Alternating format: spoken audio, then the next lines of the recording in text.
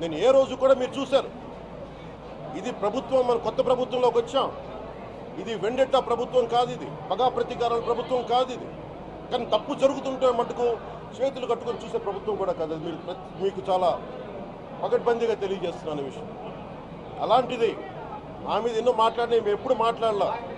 రామతీర్థం గురించి జరిగినప్పుడు కూడా మేము మాట్లాడలా. కానీ ఈ రోజున రిపీట్ అయిపోతున్నాయి మిస్టేక్స్. అలవాటైపోయింది, ఆలవాలం అయిపోయింది. ఇంక ఇక్కడితో ఆగాలి. ఇది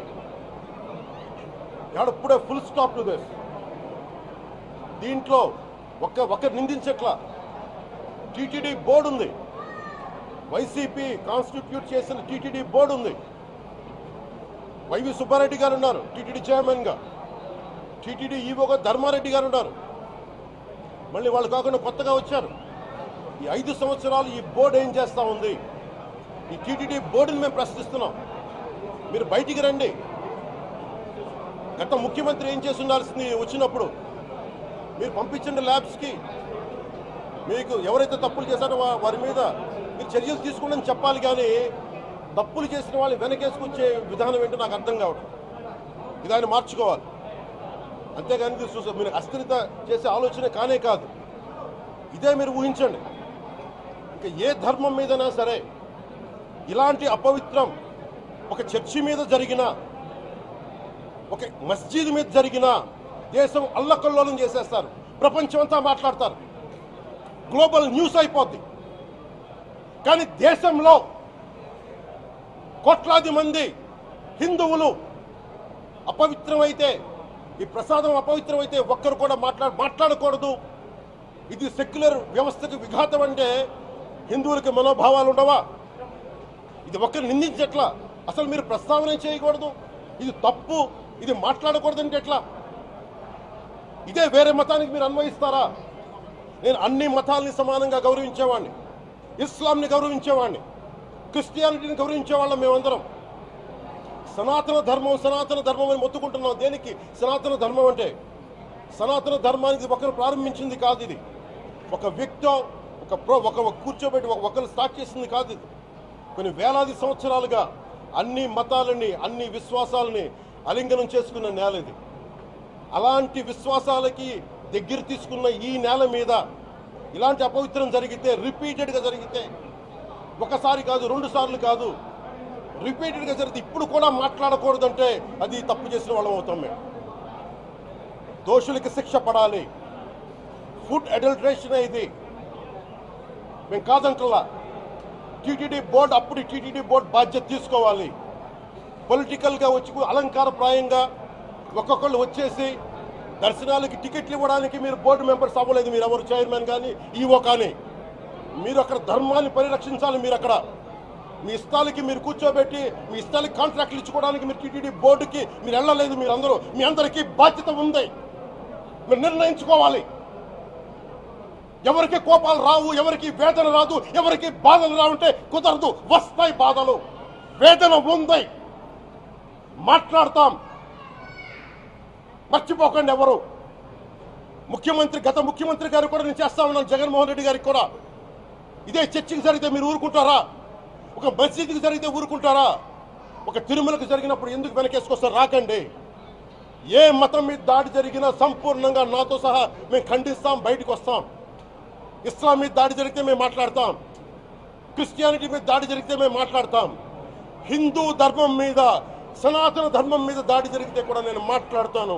ఇది మొదటిసారి కాదు, మేమందరం మాట్లాడతాం. ఇది ప్రాథమిక హక్కు. ఇది పరస్పర విశ్వాసాలను గౌరవించుకోవడం చాలా చాలా అవసరం. ఇది అందరికీ తెలియజేస్తున్నాను. ఇది దోషులకి కఠిన శిక్ష పడాలి. అలాగే ముఖ్యమంత్రి గారికి కూడా నేను తెలియజేసుకున్నాను, చంద్రబాబు నాయుడు గారికి కూడా కేబినెట్ మీటింగ్ జరగాలి, అసెంబ్లీలో చర్చ జరగాలి. అసలు టీటీడీ ట్రస్ట్లో ఎన్ని అవకతవకలు జరిగినాయి, దీని మీద కూలంకషంగా దీని మీద చర్చలు జరగాలి.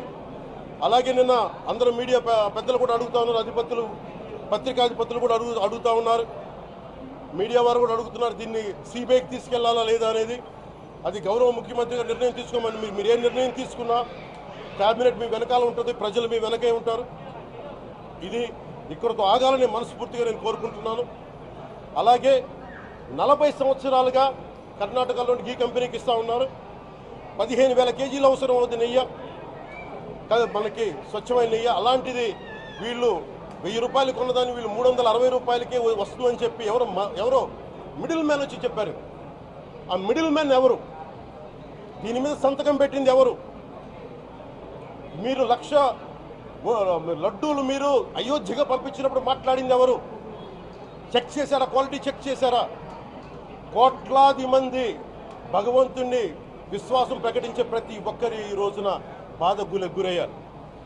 నాకు నిజంగా ఇంకో వేదన కూడా ఉంది. ఇది ఇంకొకరిని నిందించట్లా. తిరుమలలో ఉండే ఇంతమంది సేవ చేసుకునే వ్యక్తులు కానీ మీరందరూ హిందువులే కదా, మీరందరూ టీటీలో ఉండే వందలాది మంది ఎంప్లాయీలు, మీకు ఉద్యోగులు, వేలాది మంది ఉద్యోగులు, మీరందరూ ఏం చేస్తున్నారు? మీరు హిందువులు కాదా? మీరు స్వామివారికి అపవిత్రం జరుగుతూ ఉంటే మీరు కల్తీనే జరుగుతుంది మీకు తెలిసి కూడా మీరు ఎందుకు కాముకున్నారు? భయపడ్డారా వైసీపీ అంటే? వైవి సుబ్బారెడ్డి గారంటే భయపడ్డారా? ధర్మారెడ్డి గారంటే భయపడ్డారా? ఏ స్వామి అయితే మీకు ఆశ్రయం ఇచ్చారో ఆ స్వామికి అపవిత్రం జరుగుతూ ఉంటే మీరందరూ కామ్గా కూర్చునే మీకు ఎలా వచ్చింది? మీకు ఇది నేను సాటి హిందువులను కూడా నేను ప్రశ్నిస్తున్నాను.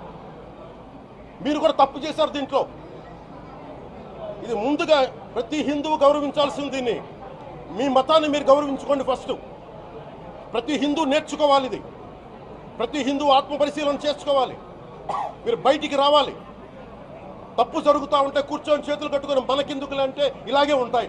ఇది మారాలి. ఇది అందుకు నేను కూడా దీంట్లో భాగమే. కాబట్టి నిజంగా నాకు ఇన్ని సమస్యలు చెప్పారు ఇన్ని సంవత్సరాలుగా. వైసీపీ మీద పోరాటాలు చేస్తారు. రోడ్లు బాగలేదంటే మాట్లాడాం, రైతుకి సమస్యలు వస్తే మాట్లాడాం, గుడులు అపవిత్రం చేస్తుంటే మాట్లాడాం. కానీ ఏ ఒక్కరు కూడా బలంగా కూర్చొని టీటీడీ ఉద్యోగులు ఎవరైనా సరే ఇలా జరుగుతుంది అని తెలిసి కూడా కామ్కున్నారంటే మీరు మహా అపరాధం చేశారు. ఆ మహా అపరాధానికి నేను కూడా నాకు సంబంధం లేకపోయినా ఈరోజు నేను ప్రాయశ్చిత దీక్ష మొదలుపెట్టాను. ఈరోజు 11 రోజుల స్వామివారికి నేను క్షమాపణలు కోరుకుంటూ దీక్ష తీసుకుంటున్నాను. ఇది మారాలి, భవిష్యత్తులో ఉండకూడదు అని కోరుకుంటూ సెలవు తీసుకున్నాను. నమో వెంకటేశాయ.